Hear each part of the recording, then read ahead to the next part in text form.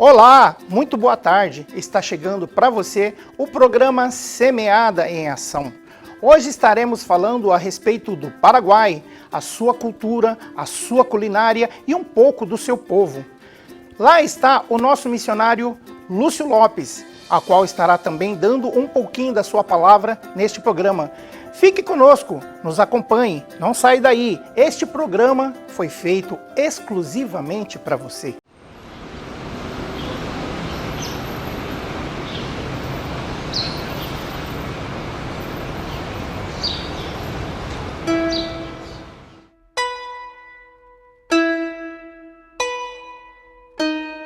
O Paraguai, para mim, é uma terra que eu amo, que eu aprendi a amar.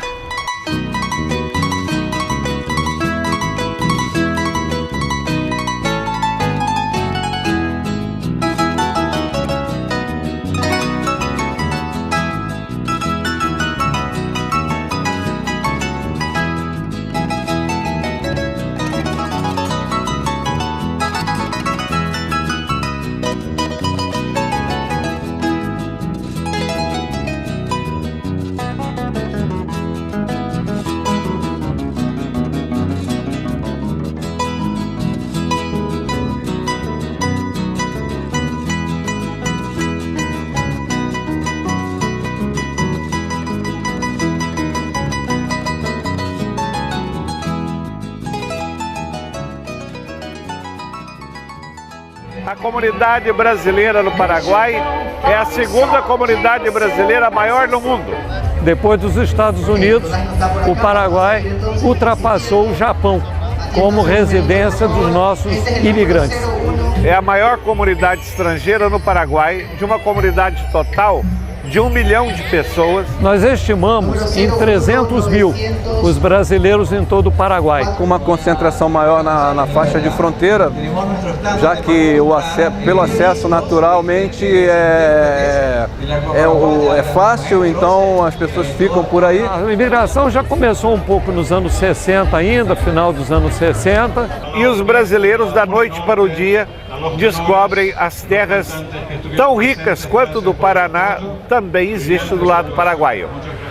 E também de forma que era muito mais econômica, né, do que do lado brasileiro. Nós temos muitos brasileiros aqui que são agricultores, que não estavam tendo oportunidade de exercer sua atividade no Brasil. Aqui no Paraguai tiveram essa oportunidade. E criaram famílias que hoje existem aqui uma cultura que se chama brasiguaia, né? Que mistura a cultura paraguaia com a cultura brasileira. Com frequência, com muito uso da língua guarani. Existe na fronteira do Brasil o uso de 3 idiomas: o português, o guarani e o espanhol.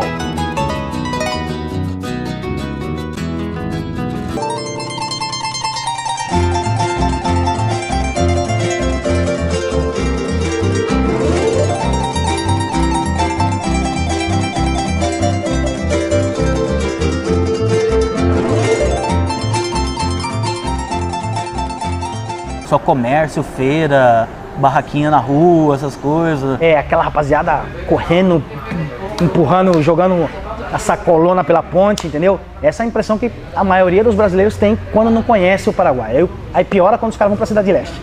Aí acho que lá é o Paraguai. A imagem que eu tinha nessa época era essa. Então não tinha muito atrativo para poder vir para o Paraguai. Eu não só me encontrei com outro mundo, diferente ao que eu esperava. Aí quando você vem para Assunção, aí tu vê que é outra coisa. Aqui, Mercedes é táxi. Eu nunca tinha visto tanto Mercedes na minha vida. Lá em São Paulo, pô, nos meus 17 anos, eu acho que eu nunca tinha visto um Mercedes bacana. Eu acho que nem tinha visto.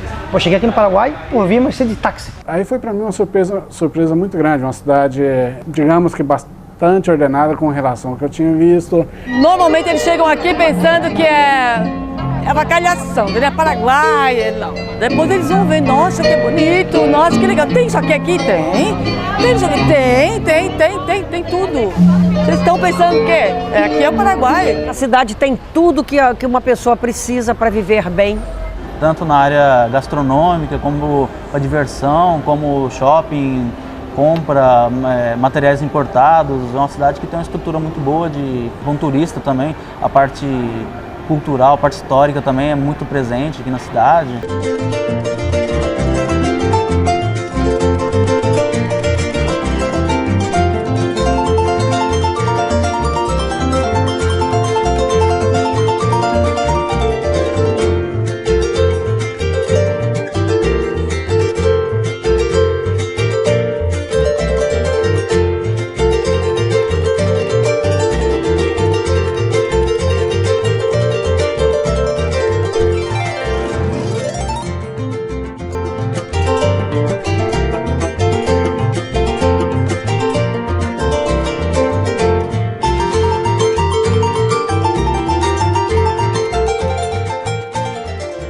comida é muito apreciada pelos brasileiros.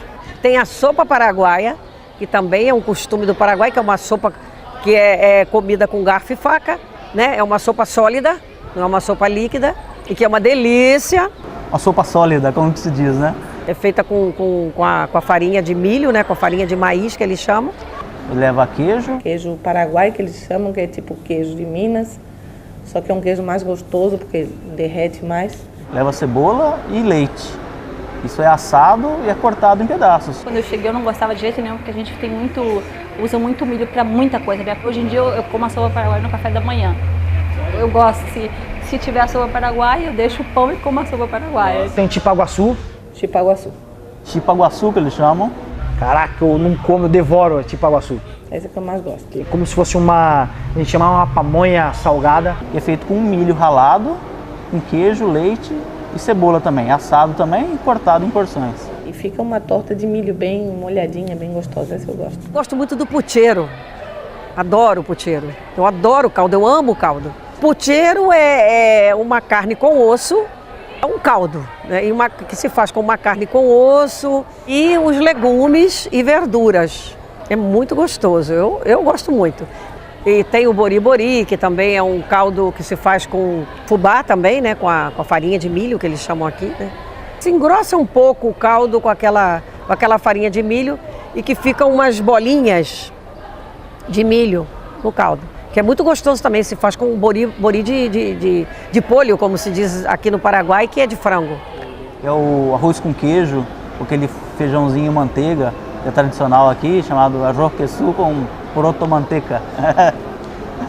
Eu gosto bastante. Um churrasco na minha casa sempre vai ter as duas culturas culinárias presentes. E como bom paraguaio, eu sou fanático por carne assada, eu gosto como é cultura aqui, como é tradição aqui comer um bom churrasco.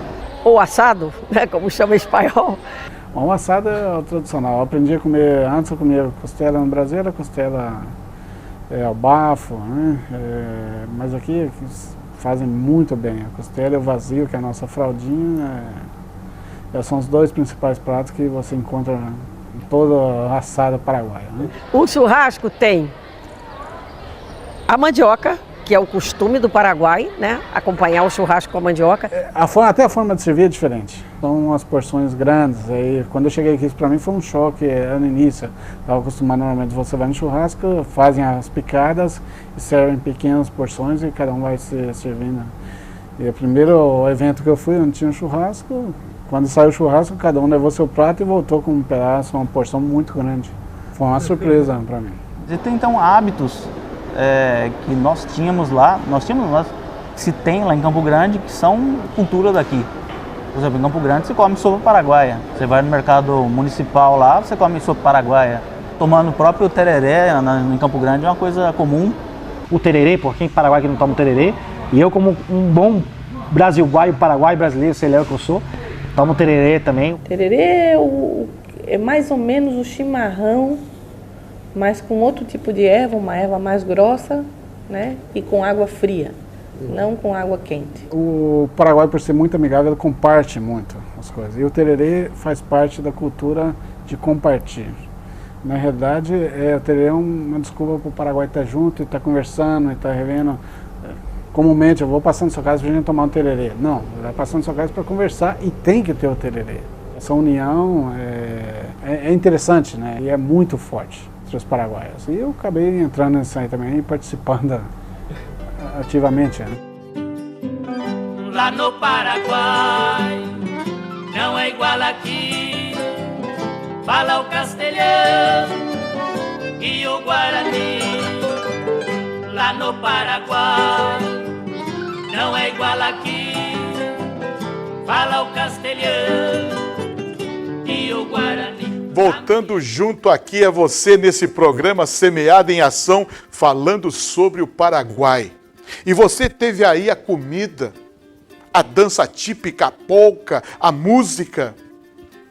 o tererê, que é aquilo que tipifica a nação paraguaia, a alma paraguaia, saiba, eles têm a sua maneira de vida, o seu modo de, não é, de viver. Nós aqui já queremos meter tudo para dentro de casa, vamos tomar um cafezinho, vamos tomar um refresco aqui, papapá. Lá no Paraguai, não. Paraguai lá, ele vai buscar uma árvore, vai colocar suas cadeiras, não é, bem confortável, vai colocar uma mesinha e ali no centro da mesinha vai estar a garrafa térmica gelada, o tererê e uma boa conversa. Conversa para sorrir, para descontrair, tá certo? Ele vai te receber, é um povo receptivo, é um povo festivo, é um povo alegre, que tem, não é, também as suas dificuldades, as suas lutas, e lá está o missionário pastor Lúcio Lopes, na cidade de Caaguaçu, que é chamada a capital da madeira no Paraguai, e ele vai estar trazendo aí o seu testemunho, a sua palavra de como está vivendo esse tempo no Paraguai. Saiba, um país tão próximo da gente, de uma fronteira tão extensa, tão grande como o Brasil, mas que tem a sua identidade. E a sua identidade está nas suas coisas típicas e uma delas na sua língua. Houve um tempo muito lá atrás em que um presidente quis desencilhar o Guarani. Mas saiba que dentro de casa os pais cultivaram nos seus filhos o Guarani, não perdendo esta identidade e de seu idioma. E hoje na escola, o idioma que se estuda são dois, o castelhano, o espanhol e também o Guarani. Estas duas línguas caminham juntos para não perder essa identidade de onde eles vieram, quem eles são como ser Paraguai. Há muitas coisas acerca deste nome e você vai nesta programação desfrutando de todo esse conhecimento e quem sabe sendo tocado por Deus para despertar aí a sua alma missionária de atravessar o Rio Paraguai, atravessar o Rio Paraguai e cair lá para transmitir a palavra do Senhor. Tá certo? Esta é a minha, este é o meu, é o seu, é o nosso programa Semeado em Ação, fazendo missões em todo o tempo. Paraguai para você.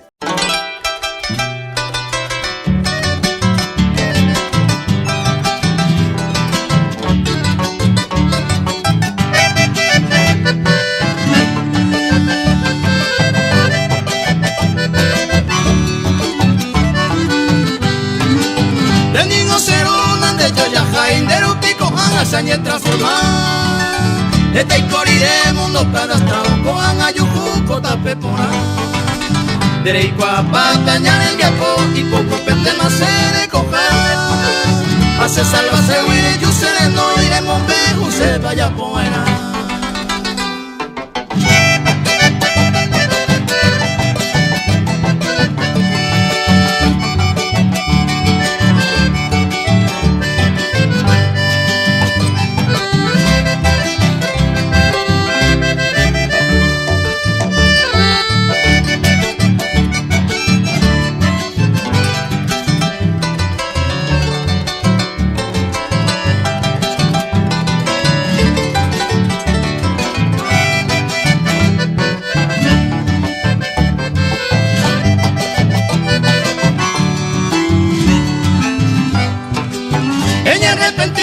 Y Jesús, Espíritu Santo, me muy un jaguán. Ay, cumplir parte Jesús palabra, y la pelliquere guapo y jaguán. Coape Jesús, y me arrepentido, ja comprometido, no serví jaguán. Y que tu jaguán se pegara, baja donde tú eres, la pelendi viaja.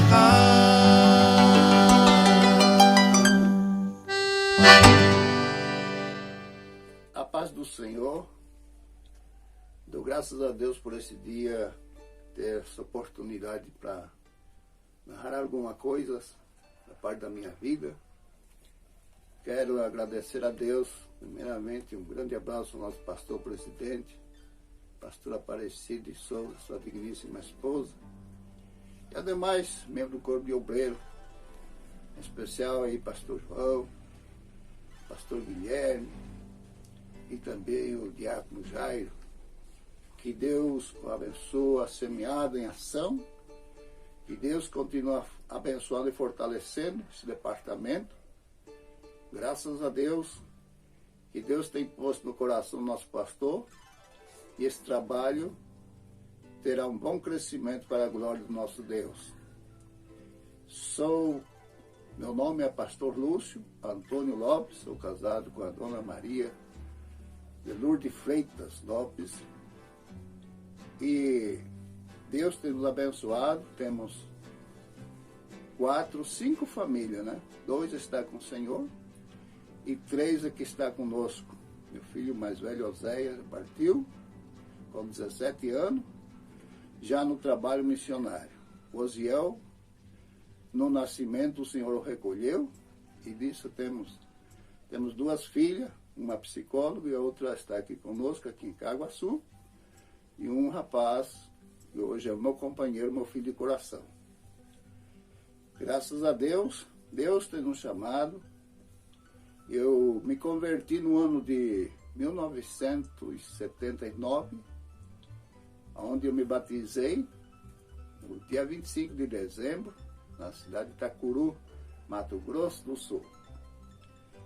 Foi aí que começou a minha caminhada como filho de Deus, aonde a gente participou, foi na igreja O Brasil para Cristo, que um dia, uma segunda-feira, eu convidei a minha mãe já era crente, evangélica da Assembleia de Deus, e por ser um dia especial, um dia segunda-feira, eu chegando bêbado em casa, eu convidei a minha mãe, falei, mãe, tem algum lugar para nós ir num culto?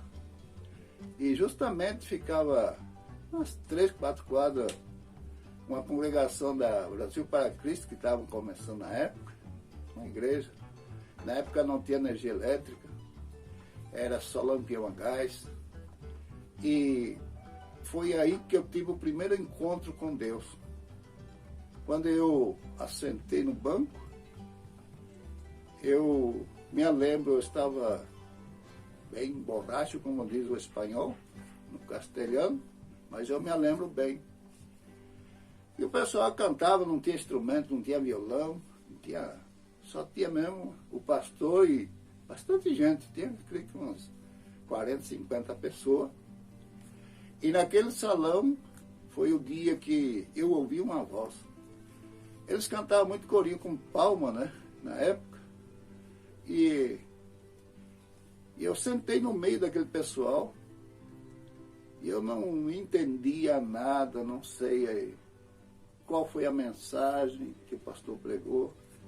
Só sei que eles cantaram, depois ele trouxe a mensagem. Mas entre esse culto eu ouvi uma voz que chamou pelo meu nome. E me chamando, eu respondi no meu subconsciente, eu respondi. E essa voz me disse assim, Lúcio, essas crianças, e me mostrou o grupo de crianças que tinha. Os bancos todos sem encosto, bem simples, não tinha piso, era chão. E ele me falou assim, essa criança aí estão me louvando, e você, o que você tem feito para mim até agora?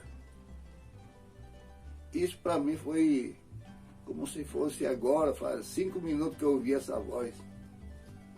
Essa voz gravou na minha mente e creio que desceu no meu coração. Eu fiquei envergonhado. Eu fiquei numa situação, eu queria sair para fora, mas eu estava bem no meio do pessoal aí, não podia sair. Foi aquela noite que o Senhor Jesus me libertou da bebida alcoólica. Daí a 20 e poucos dias o Senhor Jesus me libertou do cigarro. Aí eu nasci na fé. A minha futura esposa começou a frequentar. Naquela época, quando eu me batizei em dezembro, depois de 6 meses, ela se batizou. Porque eu creio que foi no comecinho, na época, a mínima era 6 meses, ou 8 meses, não havia um discipulado. É o que saía na mesa, o que saía no culto, nós tínhamos que participar. E graças a Deus, Deus me deu a firmeza. Eu tinha na época 22 anos. Depois de 1 ano e 6 meses, eu casei com a minha esposa, né, com a Dona Maria de Lourdes, e começamos as nossas vidas. Mudei para a cidade de Porto Murtinho, aonde eu fui trabalhar numa fazenda. Tinha muito pernilongo naquele lugar, beirando o rio, né? Na região Pantanal. Foi aonde que a gente cooperou com o pastor Armindo Espíndola, que era um gaúcho. da cidade de Porto Murtinho, da Assembleia de Deus. E eu levei a minha carta de mudança e chegando lá, começamos a trabalhar na fazenda.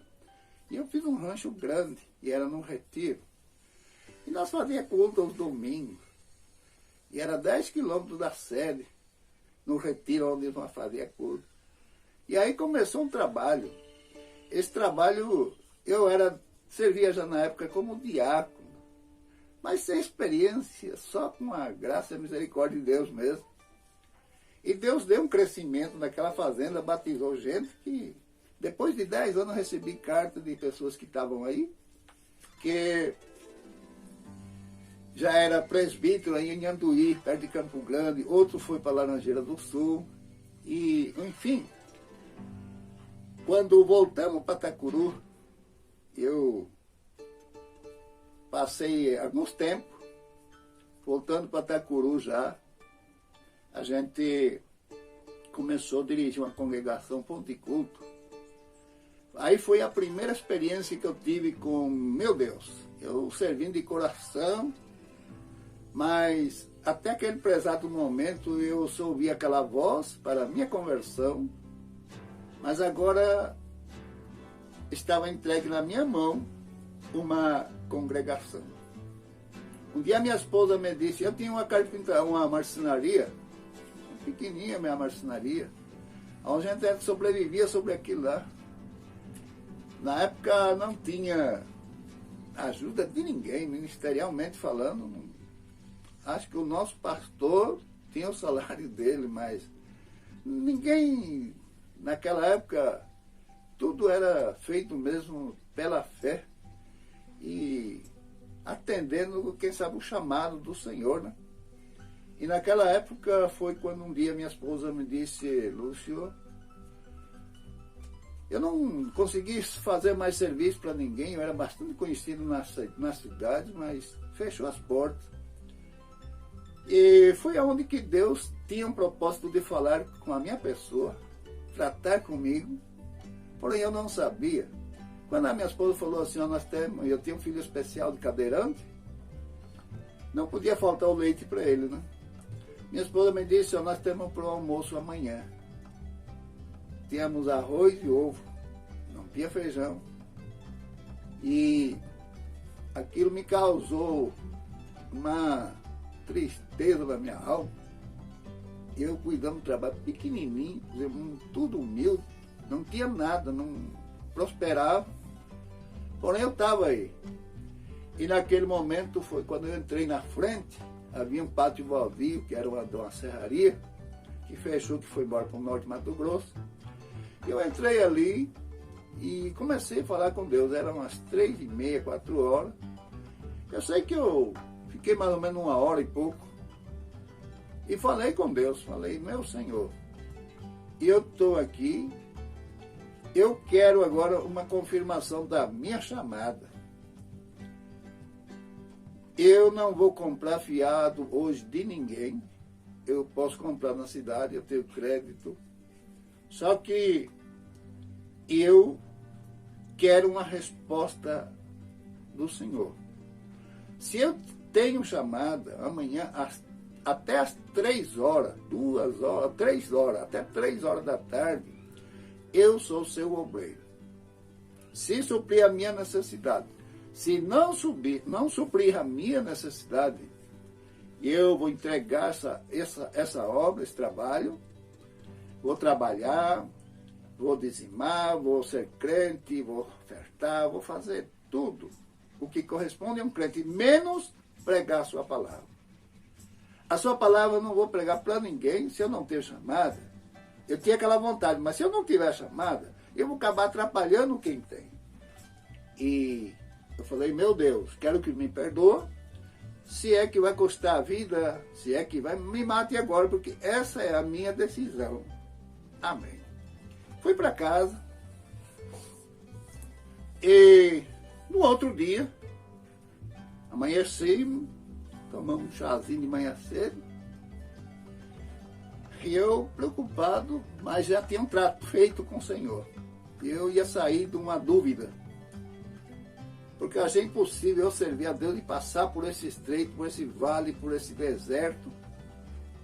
Aí de repente, passou meio-dia, almoçamos que tinha. E aí nada mais. Quando foi 2h30 da tarde, eu escutei alguém batendo palma na casinha onde eu morava. Era na casinha mesmo que eu fazia o culto. Era pequenininho, em uma salinha de 4x4 mais ou menos. E eu tenho uma coisa a dizer, que Deus não se esquece dos seus. Chega um cidadão com 2 bolsas, assim, 2 sacolas, molhadinho, mas suado. Era 2h30 da tarde. Quando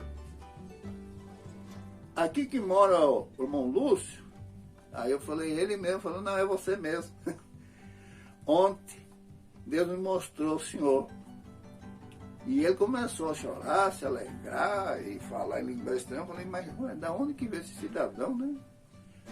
Ele falou, eu venho de Ponta Porã. Ponta Porã até Curu dá 160 quilômetros. 95 quilômetros era até de asfalto, tinha asfalto, mas 60 ou 70, coisa assim, que antes de ter asfalto era mais longo, um pouquinho, né, mais longe. Perdão, irmãos. Esse foi, ele me disse assim, irmão, eu sou sargento da polícia, e aí eu me lembrei, fazia um ano que eu chamei esse policial, tinha um irmão que era um diácono, e eu pensava de ir a São Paulo, e eu queria perguntar, e esse irmão era de Araçatuba. Hoje ele é pastor, pastor Benedito. Mas tá bom, eu não consegui falar porque ele estava na rua. Eu falei uma vez com era um sargento de comunicação, havia sido. Ele falou, eu sou sargento, faz um ano que você me chamou, e Deus me mostrou você e deu o seu nome outra vez, que eu nem lembrava mais do seu nome. E essa aqui ele mandou pro senhor. Aí eu falei, tá bom, ontem eu liguei, falei, mas que hora que foi? Ele falou assim, foi quando a partir das 4h30, 5 horas, e eu não fiquei mais em paz. Eu tive que comprar isso aí essa noite, e hoje pedi licença ao comandante, e estou chegando aqui. Então, meu amado, oramos, se alegramos, ele voltou para Jesus. Isso foi a confirmação da minha chamada. A chamada para a missão, eu creio que não vou ter mais tempo, mas foi quase desta maneira. Deus me mostrou em visão. O pastor me chamou em Amambai, na nossa igreja sede na época. Pastor Deusimar Nunes do Nascimento, ele é um cearense. Ele passou em frente de casa e falou assim, Deus falou muito forte comigo, você vai agora na reunião de obreiro. E eu fui. E Deus me mostrou que tinha 2 pessoas numa fila e um senhor de cor, com veste bem branca em cima de um toco.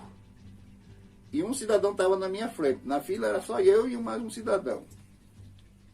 Só que esse cidadão, passaram para ele um prato e tinha 2 pedaços de bife. Não grande, pequeno. O teste era, tinha que comer esse pedaço de bife. Os 2 pedaços. E ele começou a mastigar. E ele não conseguiu. Uma hora estipulada, eu vi um relógio amarelo, parecia de ouro, o relógio do pastor. Era um pastor. Só que ele estava todo em veste branca, assim como um pijama. Aí ele me fez o sinal assim com a mão, e eu fui. Quando eu participei, peguei o primeiro pedaço de bife e eu comecei a mastigar, ele parecia um isopor, não tinha sabor nenhum. Mas eu consegui engolir aquele primeiro, e o segundo deu trabalho. Quando ele olha no relógio, eu consegui tragar aquele pedaço de bife. E ele deu um sorriso assim e mostrou assim um lugar. Foi na época que o pastor me chamou. Tinha um presbítero Carmelo, um mineiro. E eu sempre cooperava com ele em Amambai. Eu tinha um teclado colocado na minha bicicleta e eu ia cooperar na Vila Limeira. Um cidadão muito bom, mas uma pessoa muito agradável, conseguia atrair muitas pessoas. Então a gente cooperava, se dava muito. E eu sempre fui muito bem estimado no ministério. Eu, graças a Deus, pela misericórdia, pela graça de Deus, sempre tive essa credibilidade com os irmãos, sempre confiava em mim, sempre estava no meio. E eu creio que aquele meu filho deficiente chamava muita atenção, porque aquilo lá foi que Jesus me deu, né? E, graças a Deus, através disso, as pessoas me enxergavam muito, foi através do meu filho, levado na igreja, na cadeira de roda, então tudo mais, irmão Lúcio. Então, foi a maneira que Deus trabalhou na minha vida. E, de repente, foi quando o pastor me chamou,